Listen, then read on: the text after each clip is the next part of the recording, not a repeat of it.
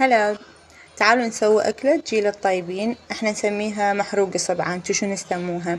هنا عندي خبز وبصل وملح وكركم وبهارات. اخلي الزيت، خلي البصل. اني مرات احمس ويا البصل فلفل اخضر البارد وطماطة. بس ابو علاوي يحبها بهاي الطريقة، يعني يحبها بس احمس الدهن والبصل والخبز واخلي يعني الكركم والبهارات.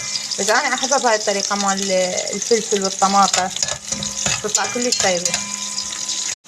احمس الخبز ويا الدهن والبصل. هنا خليت الكركم والبهارات والملح. صورت عبالي يصور، طلع ما يصور. على كل سولفولي كان ضايقيها، هم ماكليها قبل، مجربينها كلش طيبة. راح اخلي شوية مي حتى يذوب شوية، يصير لين الخبز.